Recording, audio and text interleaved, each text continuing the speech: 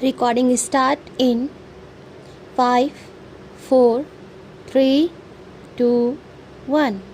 Start.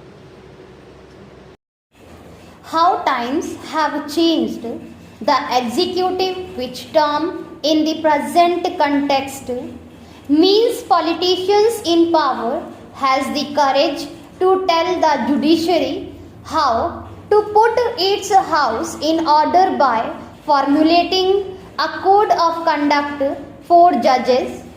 What about the code of conduct of the minister and parliamentarians? What about the code of conduct for the political parties during elections, often formulated but always violated? And what about the pervasive corruption in the executive? One would be inclined to tell the executive to praise honesty and uprightness before it preached, but one refrains from doing so because they said face is that the judiciary has deteriorated beyond belief and one no more feels morally confident in defending the institution. Look at the warning public support for the judges and the judiciary when 3 Supreme Court judges were superseded. There was a strong public protest against the move, and there were lawyers, public men, and journalists prepared to stand up and be quoted.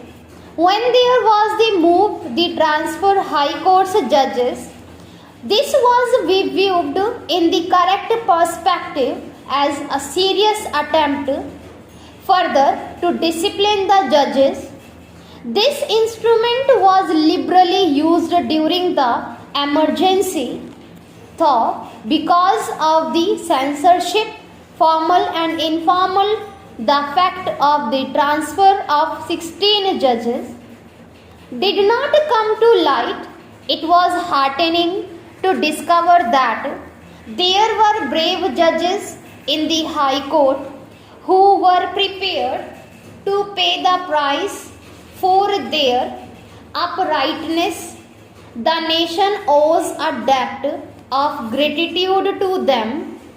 The full story of how the government has twisted arm of the judiciary is yet to be bold. Facts remain hidden, though there are occasional tremblings, particularly by retired judges. Mr. Justice Jagmohan Reddy has gone on record as saying that there was an attempt by the government to influence the Keshav Anand Bharti judgment and that some judges were party to it. We all know how an attempt was made by the then Chief Justice to review the Keshav and Bharti judgment by the large bench, but the move was hastily abandoned, perhaps because it needed majority in favor of the review was not sight, and we all know what the Supreme Court did in the ADM Jabalpur case, which it was held that even the citizens' right to life and liberty got suspended during the emergency. We all know that dissenting voice of Justice H.R. Khanna, which is a darkest period of Indian polity as such. And we all know what the Supreme Court did in the S.P. Gupta case, commonly known as the judge's case. The judiciary surrendered its final right of appointment to the executive. One of the unstarted reasons was that some of the judges constituting the bench had more faith In the executive, then, in their own Chief Justice, they critically talked in private about their judges, and the government not only gleefully grabbed what it was given on a platter but started reducing consultation with the Chief Justice into a farce. There was a wheeling and dealing or casual consultation on the telephone. Mr. Justice Venkat was not consulted about the elevation of Mr. Justice Ramaswamy. Now in the news to the Supreme Court, the point is simple: so long as the public was convinced that the judiciary was more sinned against that sinning, at least the more upright people came to its defense. But when they found that the worst enemies of the judiciary were some of the judges themselves, they started losing more favor. Some of the retired judges did the rest. They spoke openly, day in and day out, about the fall in judicial standards and position. Honorable Chief Justice was persuaded that one way of cleansing the judiciary was to transfer about 80 High Court judges. A contempt case was moved against him in Mumbai, but the judgment went in his favor.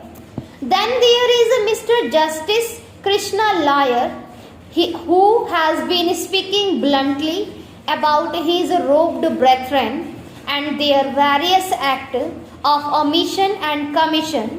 The question of judicial accountability is a pertinent one. The Constitution put the higher judiciary on a pedestal. A High Court or Supreme Court judge cannot be punished for laziness or inefficiency, or both. He cannot be punished for his lack of knowledge of law. All that can happen is some comments by a higher court or a larger bench, and it is becoming increasingly clear that he cannot easily be punished for corruption. Either he has to be impeached through a difficult process, now made much more difficult by the Supreme Court through its ruling on the subject. It is in this background that the Law Minister's suggestions for a code of conduct judges needs to be reviewed. The timing is perfect. Public sympathy for judges is virtually non-existent, having rested all it wanted on matter of appointments and transfers. The executive is further trying to humiliate the judges by focusing public attention on their more soft sides, and the points chosen for the proposed code are empirically based.